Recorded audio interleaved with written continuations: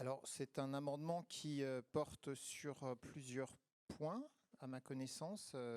Bon, vous ne le développez pas, mais je vais y venir rapidement. Donc, vous souhaitez que nous affections...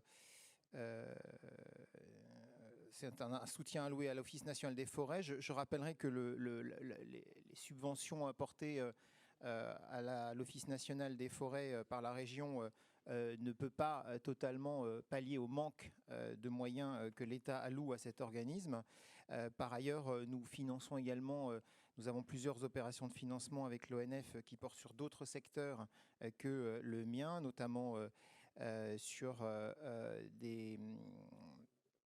sur d'autres secteurs, en tout cas sur les secteurs culturels notamment et sur les dépôts sauvages, et en tout cas sur la question de la politique qui nous concerne sur le dossier ici, à savoir l'adaptation des forêts franciliennes au changement climatique. Je vous rappelle que notre intervention sur l'adaptation au changement climatique dans les forêts a un large panel d'actions. L'ONF fait partie des acteurs avec lesquels nous travaillons, mais pas seulement, et je vous rappelle que nous avons adopté lors des précédentes séances un fonds forestier qui va être doté d'1 million d'euros et qui, là aussi, va participer de toute l'action de la région. Et donc, l'ONF est une part du sujet.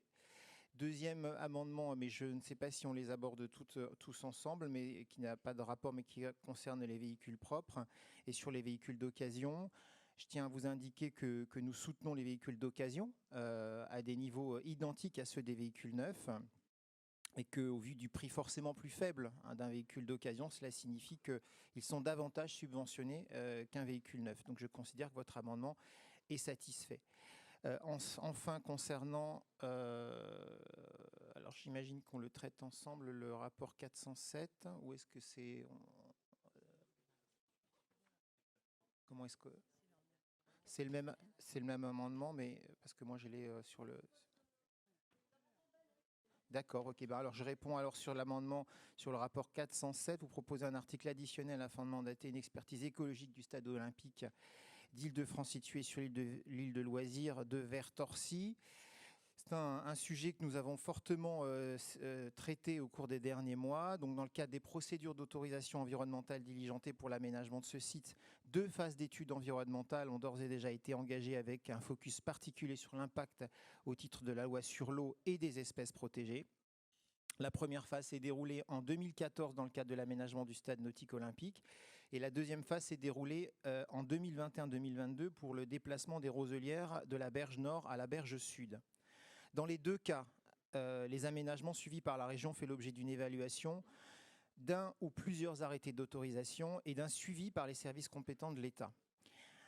Un suivi écologique sur 30 ans est par ailleurs prévu pour évaluer à moyen et long terme l'efficacité des mesures de compensation réalisées dans le cadre de ces 2 opérations. La démarche environnementale a été un marqueur fort du projet de création de ce stade nautique. La région a en effet toujours eu à cœur de trouver un équilibre entre la préservation de l'environnement et de la biodiversité et la pratique sportive. Le projet de relocalisation des roselières en est une parfaite illustration. Les tests techniques se sont parfaitement déroulés cet été sur la berge nord et les espèces d'oiseaux protégés, notamment le blond josselin, ont été vues à plusieurs reprises sur l'espace protégé créé en berge sud. D'ailleurs, je vous invite à aller vous rendre sur place. Je m'y suis rendu personnellement et j'ai vu à quel point les aménagements qui ont été faits sont particulièrement exemplaires en matière de renaturation. Donc, compte tenu de ces éléments, il n'est pas nécessaire de mandater une nouvelle expertise.